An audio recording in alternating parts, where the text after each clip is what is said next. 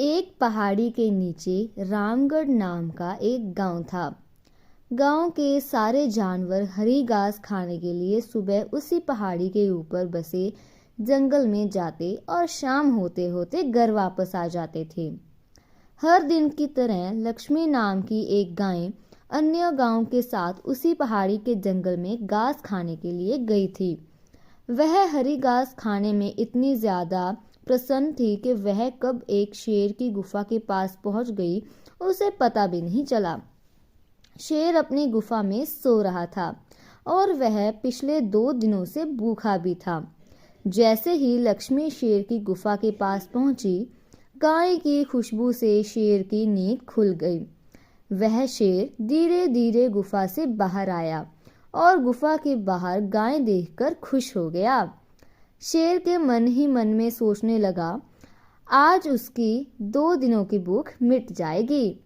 वह तुरंत इस तंदुरुस्त गाय का ताजा मांस खाएगा और यह सोचकर उसने एक तेज दहाड़ लगाई। लक्ष्मी शेर की दहाड़ सुनकर डर जाती है। जब वह अपने आसपास देखती है तो वहां दूर दूर तक उसको कोई भी दूसरी गाय नहीं दिखी। जब वह हिम्मत करके पीछे मुड़ी तो उसे सामने शेर खड़ा हुआ दिखाई दिया। उस शेर ने लक्ष्मी को देखकर फिर से दहाड़ लगाई और लक्ष्मी से कहा, मुझे 2 दिनों से कोई शिकार नहीं मिल रहा था, मैं भूखा था।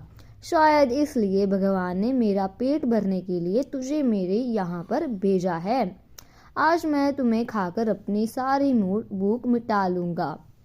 शेर की बात सुनकर लक्ष्मी डर जाती है। वह रोते हुए शेर से कहती है, मुझे जाने दो, मुझे मत खाओ। मेरा एक छोटा सा बच्चा है जो अभी सिर्फ मेरा ही दूध पीता है और उसे घास खाना अभी तक नहीं आया है। लक्ष्मी की बात सुनकर शेर हंसते हुए कहता है, तो क्या मैं अपने हाथ में आए शिकार को ऐसे ही जाने दूं? मैं तो आज तुम्हें खाकर अपनी 2 दिनों की भूख मिटाऊंगा।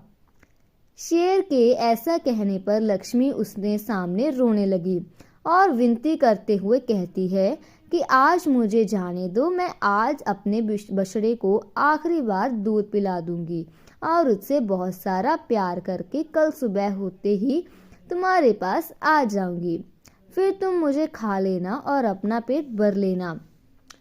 शेर लक्ष्मी की यह बात मान जाता है और धमकी देते हुए कहता है, अगर कल तू नहीं आई तो मैं तेरे गांव आऊंगा, फिर तुझे और तेरे बेटे दोनों को खा जाऊंगा। लक्ष्मी शेर की यह बात सुनकर खुश हो जाती है और शेर को अपना वादा देकर गांव वापस चली जाती है। वहां से वह सीधे अपने बछड़े के पास जाती है, उसे दूध पिलाती है और बहुत सारा प्यार करती है।